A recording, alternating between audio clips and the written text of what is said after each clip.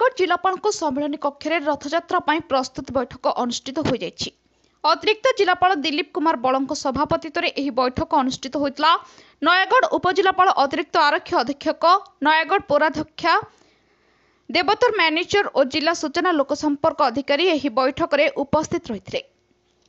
रथ निर्माण पर काठ आवश्यक होता बेले काठ जोगाई देवाकू नहीं उद्वेग प्रकाश पाइथिला।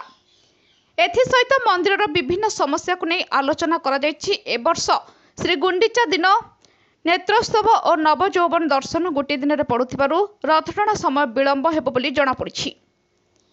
ए वर्ष सुनावेश करबा पई प्रस्ताव दिया जायछि। रथयात्रा प्रस्तुत बैठक में मेडिकल रो स्टाफ और विद्युत विभाग आसी नथिबारु क्षोभ प्रकाश पाइथिला।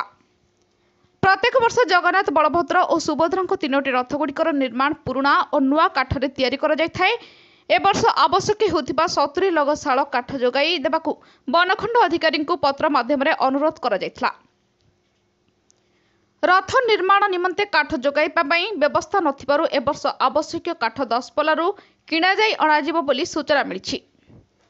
3 गोटी रथगुड़िकर निर्माण कार्य पूर्त विभाग तत्वावधान में निर्माण करा ठाकुरंकर रीतिनीति और बेश सठिक समय करा। चलित वर्षर रथयात्रा पई आर्थिक अनुदान निमंते देवतर आयत और आईन विभाग प्रमुख सचिव को चिठी प्रदान करा जायछि। प्रत्येक वर्ष परि चलित वर्ष रीतिनीति अनुसार ठाकुरंक छेरा पहरा कार्य करा। 3 ठाकुर गुंडीचा मंडप रे रहिबा समय विभिन्न सांस्कृतिक कार्यक्रम अनुष्ठित हेबो। यात्रा समय बड़दाण्ड सठिक आलोक व्यवस्था करबा पई आलोचना करा जायछि। रथटଣା जिबा समय जानवाहन नियंत्रण करबा पई नयगढ़ आरक्षी अधीक्षक को अनुरोध करा जिवो बोली आलोचना होइछि।